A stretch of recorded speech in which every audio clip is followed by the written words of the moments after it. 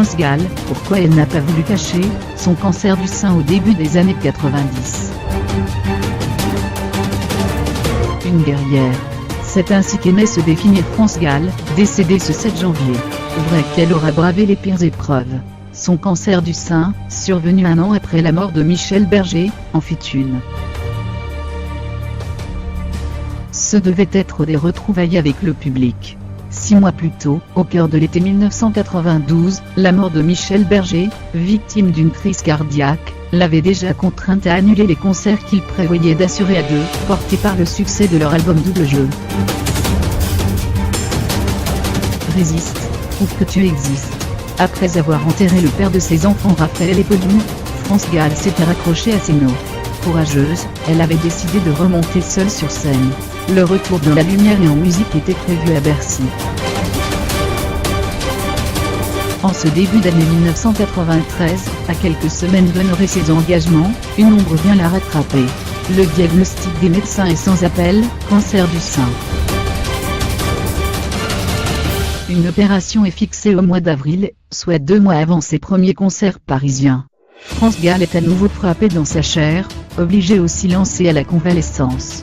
Comment l'annoncer à ses fans et ceux de Michel ?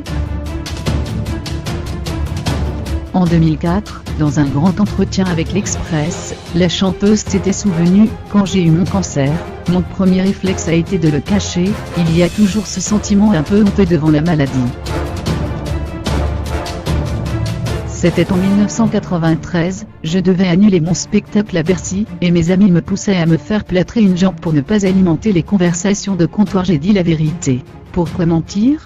J'ai sans doute alimenté les conversations, mais différemment, et cette attitude m'a aidé. Les représentations auront finalement lieu en septembre 1993. À la mort de sa fille Pauline, atteinte de la mucoviscidose, en 1997, France choisira une retraite quasi définitive et partiellement africaine. Sur l'île de Ngor, à quelques coups de pagaie de Dakar, France réapprend à regarder le ciel. Le silence guérit, mais il faut l'apprivoiser. Quand j'ai acheté ce cabanon, j'étais très entouré. Je rêvais de m'y retrouver seul, et à la fois ça me paraissait le summum de la solitude.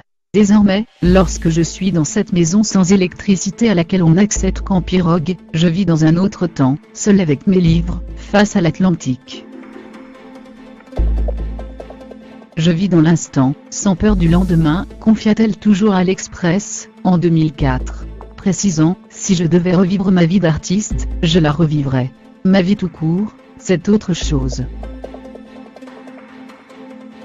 Je ne suis pas encore au point de vous répondre oui, mais je n'en suis pas très loin non plus. La récompense de tous nos maux, de toutes nos épreuves se trouve dans la compréhension de l'existence. Je suis passé par tous les stades, très pieuse, athée, agnostique. Maintenant, je crois en une force créatrice au plus haut niveau qu'on peut appeler Dieu, sans pour autant m'enfermer dans une religion.